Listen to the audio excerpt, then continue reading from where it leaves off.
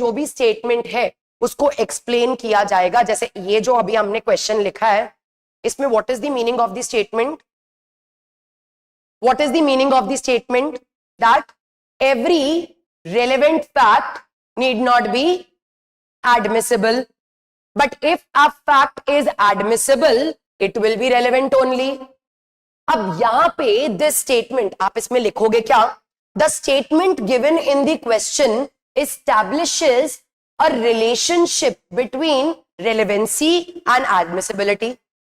कि भाई ये जो स्टेटमेंट क्वेश्चन में दिया गया, इस स्टेटमेंट से हमें क्या पता लग रहा है कि रेलेवेंसी और एडमिसिबिलिटी के बीच में there is a relationship, and relevancy and admissibility they are not mutually exclusive of each other. ऐसा नहीं है कि जो फैक्ट रेलेवेंट होगा वो कभी भी एडमिसिबल नहीं होगा, या जो फैक्ट एडमिसिबल होगा वो कभी भी रेलेवेंट नहीं होगा, ऐसा तो नहीं है ना। हम हमेशा पढ़ते हैं that the judgment of the court will be based upon relevant facts duly proved. That means admissible facts पे based होगा. So there is a relationship between relevancy and admissibility. सबसे पहली चीज जो आप करोगे that is to explain the statement. जैसे पहले भी मैंने बताया, अगर murder culpable homicide वाला आएगा, how will you explain the statement? That there is correct, that the above mentioned statement states or declares that there is a genus species relationship between culpable homicide and murder. तो सबसे पहली चीज statement based question में है कि आपको statement को explain करना है। अब अगर यही वाले क्वेश्चन की बात करें तो this is how you have to explain the statement first. ये हो गया आपका इंट्रोडक्टरी पैराग्राफ। अब इसके बाद जो आपको क्वेश्चन का कंटेंट है वो लिखना है, और क्वेश्चन का कंटेंट क्या है? सबसे पहले आपको एक्सप्लेन करना पड़ेगा व्हाट इज रेलेवेंसी। तो सबसे पहले इसके बाद आप लिखोगे, हेडिंग लिखोगे, क्या लिखोगे? रेलेवेंसी। हेडिंग आएगी यहां पे रेलेवेंसी। रेलेवेंसी की हेडिंग अंडरलाइन करके फिर यहां पे लिखोगे व्हाट इज रेलेवेंसी। रेलेवेंसी को डेफिनेशन क्लॉज में डिफाइन किया गया है। You have to write the definition of relevancy, और डेफिनेशन ऑफ रेलेवेंसी या रेलेवेंट फैक्ट को डिफाइन किया गया है। तो रेलेवेंट फैक्ट और रेलेवेंसी की डेफिनेशन लिख के आपको यहां पे फिर उसके बाद रेलेवेंसी का नेचर लिखना होगा। That relevancy is always a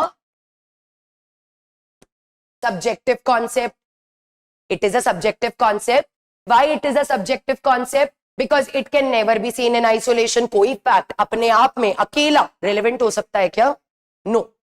कोई फैक्ट रेलेवेंट कब होगा? जब वो किसी दूसरे फैक्ट का या तो कॉज है, या तो इफेक्ट है, या तो प्रिपरेशन है, या तो मोटिव है, एटसेट्रा। इसीलिए अभी ये सारी चीजें वैसे हम पढ़ेंगे, ऑलराइट। अभी just for making an answer मैं आपको बता रही हूं। आपने लिखा रेलेवेंसी क्या होती है, रेलेवेंट फैक्ट क्या होता है according to the provision of the definition.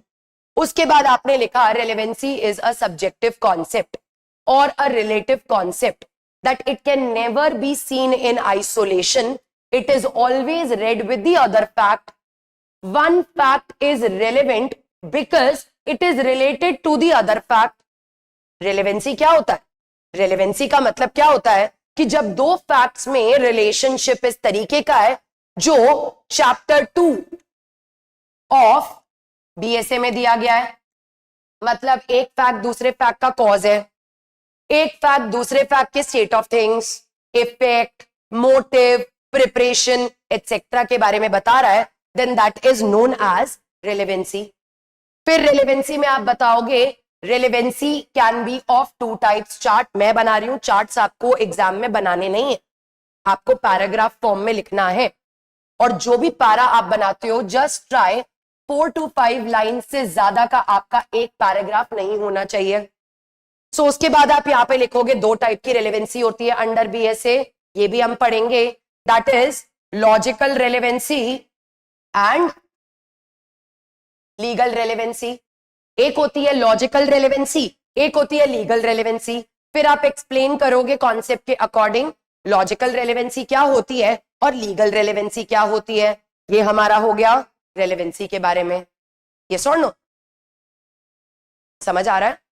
अब इसके बाद रेलेवेंसी तो हमने लिख दिया, लेकिन इसी आंसर में हमें एक और चीज लिखनी है एंड दैट इज, अब आपकी नेक्स्ट हेडिंग आंसर में बनेगी एडमिसिबिलिटी, और अब आपको बताना पड़ेगा आंसर में as to what is admissibility. तो एडमिसिबिलिटी का मतलब होता है acceptability. So those evidences which are acceptable by the court as evidences, that is known as admissibility, or admissibility in the BSA has been dealt, basically the idea of admissibility, कि admissibility नाम का भी एक concept होता है, ये हमें पता कैसे चला, सेक्शन 168 प्रोवाइजो नंबर 1, जहां पे प्रोवाइजो 1 हम पढ़ेंगे ये सारी चीजें, वहां पे बोला गया है that the judgment of the court is always based upon relevant facts duly proved, कि just because कोई fact relevant है chapter 2 के according, वो evidence नहीं हो जाएगा। वो evidence कोर्ट के judgment का पार्ट सिर्फ तभी होगा, पहली चीज वो relevant fact होना चाहिए, और दूसरी चीज आपने उसको duly prove किया है, that means it should be admissible, yes or no? So what is admissibility according to the provision आप लिखोगे।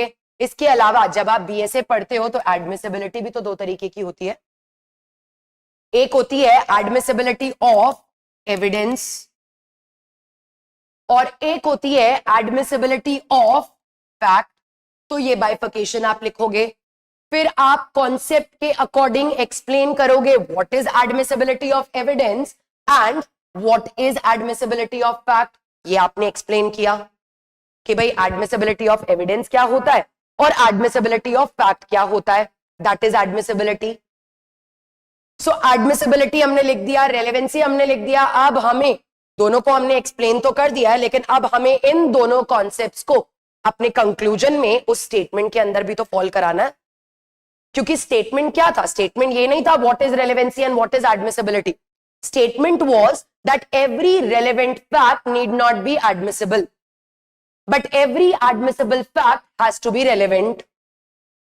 तो अब हमने दोनों को एक्सप्लेन कर दिया, फाइनली अब हम एक अपना कंक्लूजन लिखेंगे, और कंक्लूजन का मतलब है अब हम रेलेवेंसी और एडमिसिबिलिटी दोनों एक दूसरे से किस तरीके से रिलेटेड है, अब हम वो लिखेंगे। पहले तो हमने एक्सप्लेन कर दिया ये दोनों होते क्या क्या है, अब हम इन दोनों का रिलेशनशिप बताएंगे अकॉर्डिंग टू दी केस। जैसे फॉर एग्जाम्पल बहुत सारे केसेस है रेलेवेंसी और एडमिसिबिलिटी के, बट सबसे famous case is Ram Bihari Yadav versus state of Bihar. Ram Bihari Yadav versus state of Bihar में ही ये बात बोली गई थी कि कई बार रेलेवेंसी और एडमिसिबिलिटी को सिनोनिमसली यूज किया जाता है, but they are not same, they are different. तो आपको अपने कंक्लूजन में राम बिहारी यादव वाला केस तो लिखना ही पड़ेगा ना, यस और नो? राम बिहारी यादव वाला केस आप लिखोगे और उसके साथ ही इसी के अकॉर्डिंग आप रेलेवेंसी और एडमिसिबिलिटी का जो रिलेशनशिप है वो बताओगे। दैट चैप्टर 2 में बोला गया है कि what facts are relevant, but just because कोई फैक्ट रेलेवेंट है that will not be a part of the judgment of the court, या फिर जस्ट बिकॉज कोई फैक्ट रेलेवेंट है that will not be admissible. जब तक कोई भी एविडेंस या कोई भी fact under BSA admissible declared नहीं है, भले ही वो रेलेवेंट हो, it will never be accepted by the court. For example, examples दोगे आप इसमें section 23, confession given to the police officer, confession given in police custody क्या रेलेवेंट नहीं होता? रेलेवेंट तो होता है, but still it is not admissible. तो ऐसा जरूरी नहीं है कि हर बार जो चीज रेलेवेंट है वो एडमिसिबल भी हो, लेकिन अगर कोई एडमिसिबल है तो एडमिसिबल ऑफ कोर्स अगर है तो रेलेवेंट तो होगा ही।